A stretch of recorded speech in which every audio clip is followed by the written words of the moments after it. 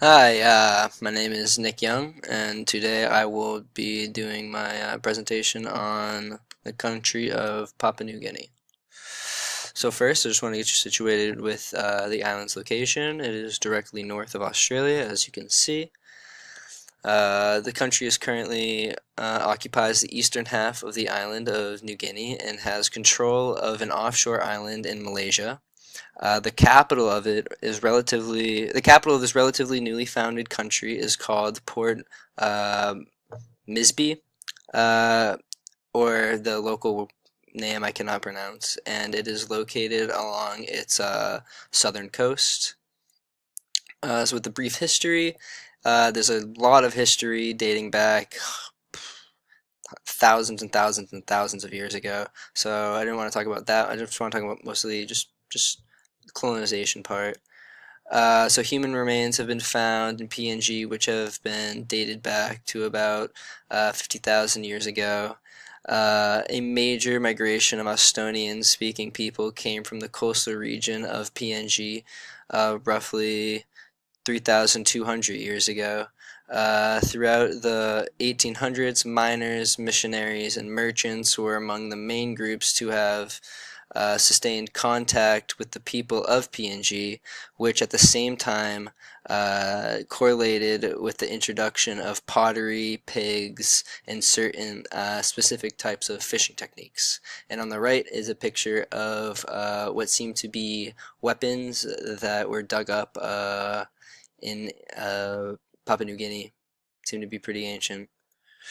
Uh, in the later part of the 1800s, hundreds of Australians and Europeans came in search for gold on the PNG island of Misma, Sudest, and Woodlark.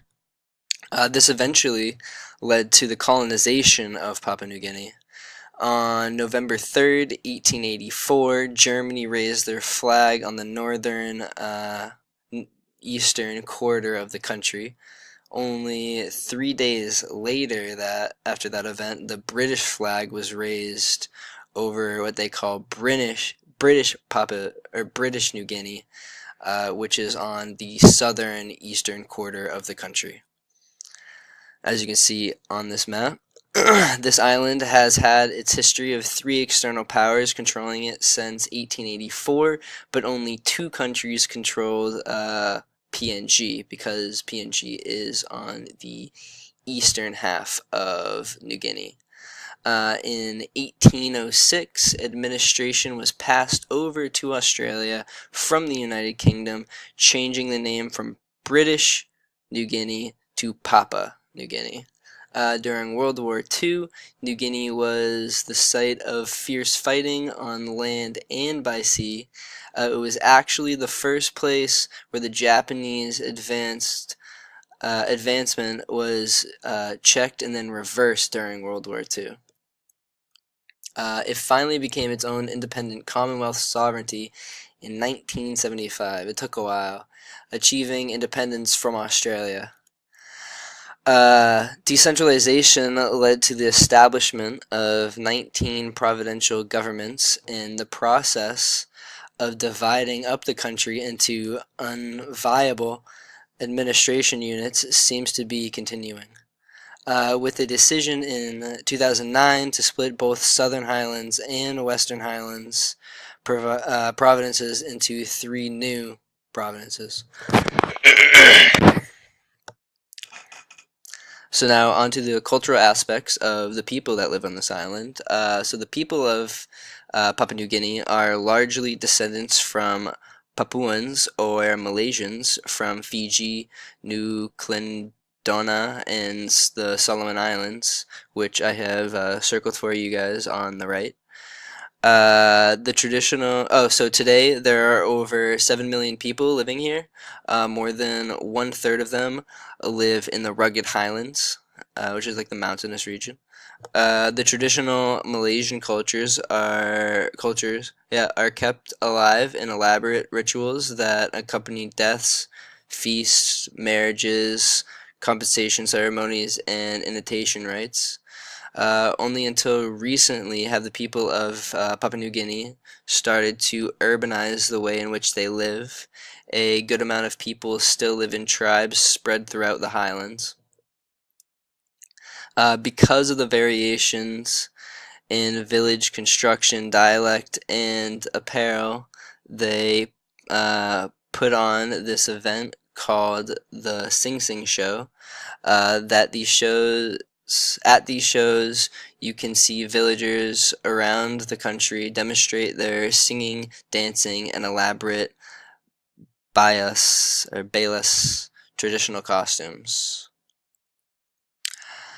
With rugged terrain, intertribal mistrust, and diverse language, 840 different dialects, which is actually a third of the world's indigenous tongues, is on this one small island, that's crazy.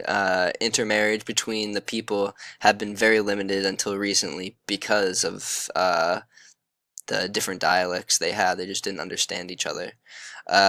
So physical and facial appearances varies significantly throughout the entire country due to the lack of integration. More on the touristy side, this country offers a true paradox for travelers. With little tourist infrastructure outside the main tourist areas, can be tough for the tourist who visits, but the people make up for it by being wonderfully welcoming people who will go to great lengths to accommodate strangers. For the people who can make it out here, the experience is unforgettable. The incredible natural beauty is simply indescribable. Untouched coral reefs, complete with spectacular World War II wrecks for the attention of divers and out-of-this-world hiking trips. Now on to the environment. So Papua New Guinea is just to the south of the equator and has a tropical climate in the highlands, though temperatures are distinctly cooler from the plainlands. The wet seasons runs from about December to March, where they get heavy amounts of rain. As you can tell on the chart to the right, it is measured in millimeters, I believe, of rain, and per month is that's what the numbers are. And as you can see, they get a crazy amount of rain. I'm pretty sure the red line going across is the world average, and as you can tell, each month that they have is above the world average of the amount of rain. This country is also situated on the Pacific Ring of Fire, and it is actually situated on top of a meeting point of several different tectonic plates. So this is the reason why it is such a mountainous region.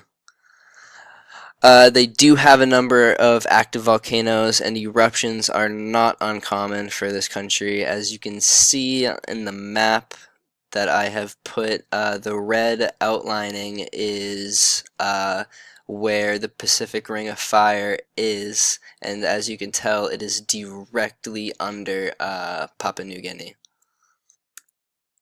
So the country's geography is diverse and in places extremely rugged. A spine of mountains, the New Guinea Highlands as they call them, runs the length of the island of New Guinea. But dense rainforest can be found in the lowlands, and these are just some of the animals that can be found in these rainforests in this country. And wetland areas surround the Sepik and Fly rivers. The terrain has made it difficult for the country to develop transport infrastructure due to the crazy rugged and diverse geology of the country. So in some areas, airplanes are the only mode of transportation. Papua New Guinea is, like I said before, surrounded by coral reef, which are under the close watch of preservation officers. And as you could tell, it is a beautiful country that I would love to visit someday. And I just want to thank you guys for watching.